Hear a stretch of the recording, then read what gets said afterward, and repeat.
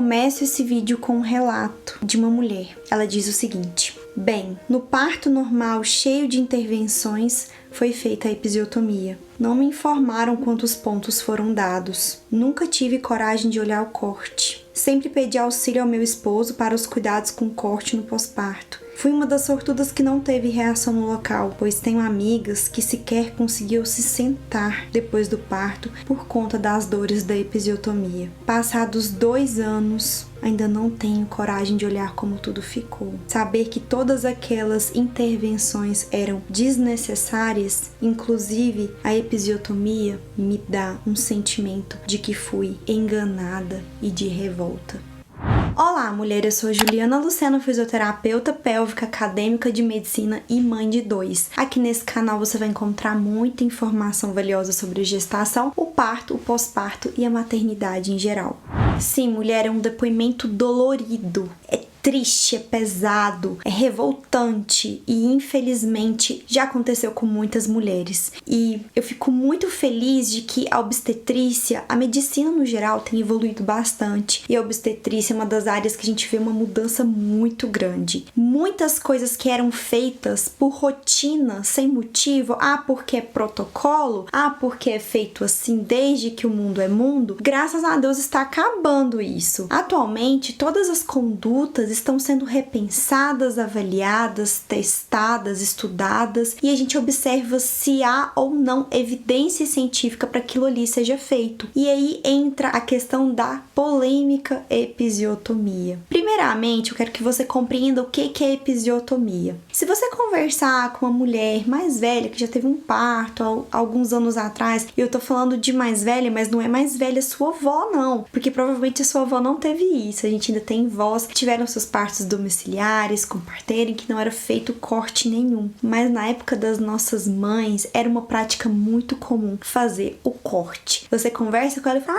você teve parto normal? Ela vai te falar: sim, tive. E cortaram? Cortaram, sempre cortaram em todos os meus partos. E é complicado, mulher, porque atualmente a gente vê que não há evidência científica para que esse procedimento seja realizado.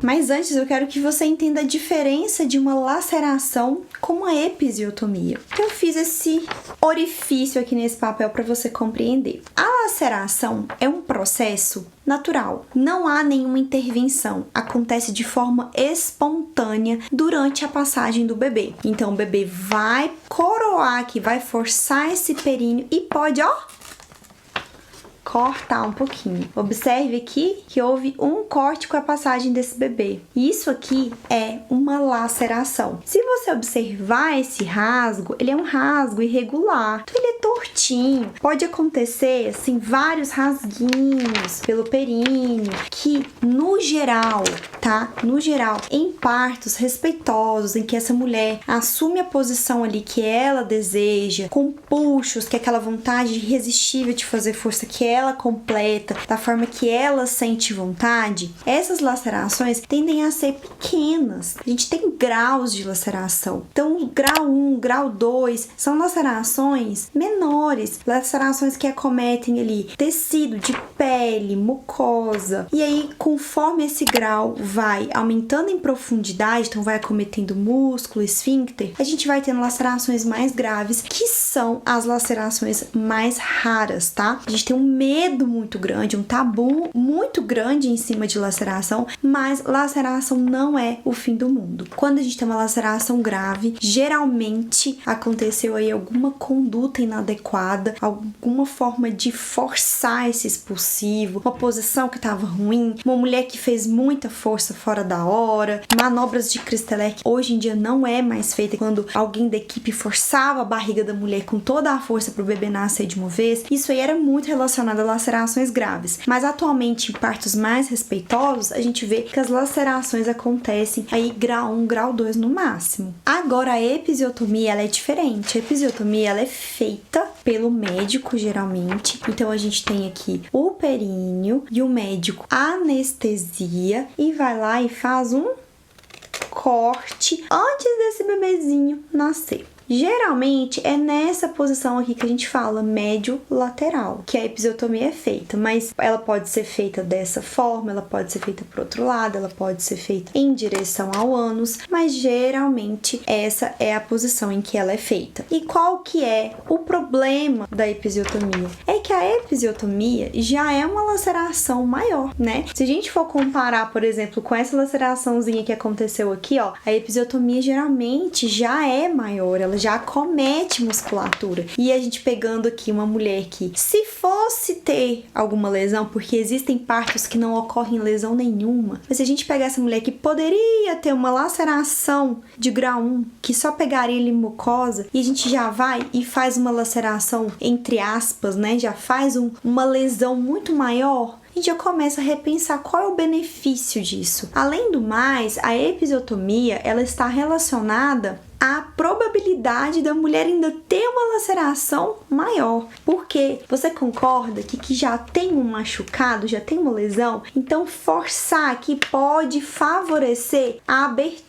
ainda maior desse ferimento. Então a gente ainda pode ter uma laceração secundária à episiotomia, resultando em uma lesão muito maior.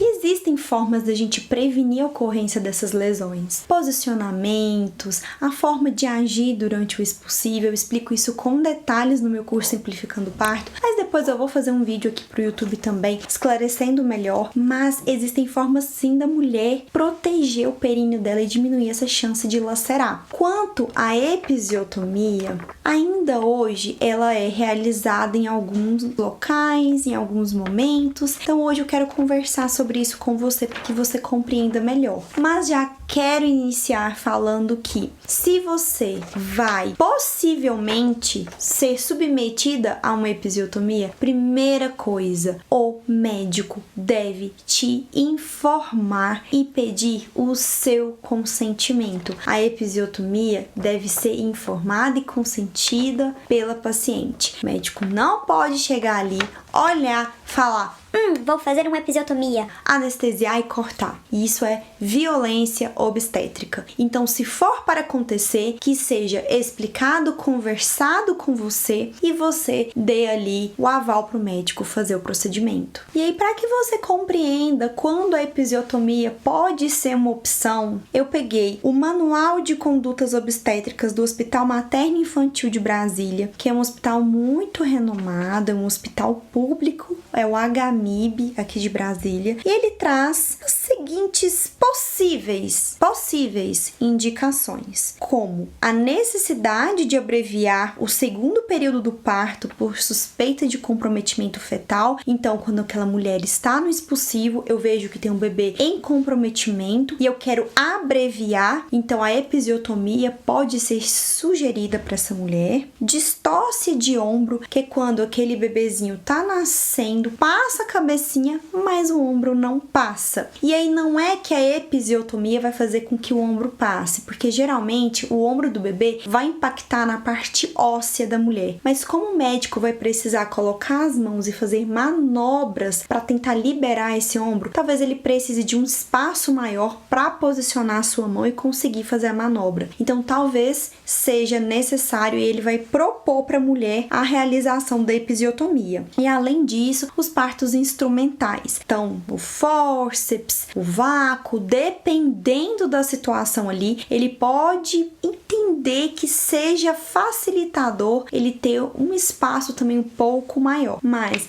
não são indicações de episiotomia eu falar pra mulher: mulher, se eu não te cortar, você vai rasgar muito mais. Ou então: mulher, se eu não te cortar, você vai ficar toda estragada. Eu cortando, eu vou lá e suturo bem bonitinho, ainda faço ponto do marido. Que não, mulher. Isso aí não é indicação de episiotomia. Até porque esse procedimento pode trazer impactos no futuro da mulher. A gente vê que mulheres que passaram por episiotomia têm seus pós-partos mais dolorosos. Depois pode ter uma dor na relação sexual tardia. Então eu já peguei pacientes aí com 6 anos de pós-parto que ainda tinham muita dor na relação, que tinham aderências na cicatriz, que depois tiveram infecções, né, no pós-parto. Enfim, sofreram com muito incômodo, muitas complicações de um procedimento que não traz benefícios. Então repense isso, converse com seu médico. Se você não quiser ser submetida a uma episiotomia, você pode colocar isso no seu plano de parto. Você deve conversar com seu acompanhante e com toda a equipe ali presente. E nesses casos que eu mencionei, você sempre tem que ser esclarecida sobre a situação e concordar, porque é seu corpo. Você deve concordar ou não com essa prática, certo? E eu espero que você tenha gostado desse vídeo, que ele tenha te ajudado a compreender melhor sobre a episiotomia. Se gostou, deixa seu curtir pra mim, compartilhe esse vídeo com outra mulher, inscreva-se no canal para não perder mais nenhum vídeo e me siga nas outras redes sociais. Um beijo e até a próxima!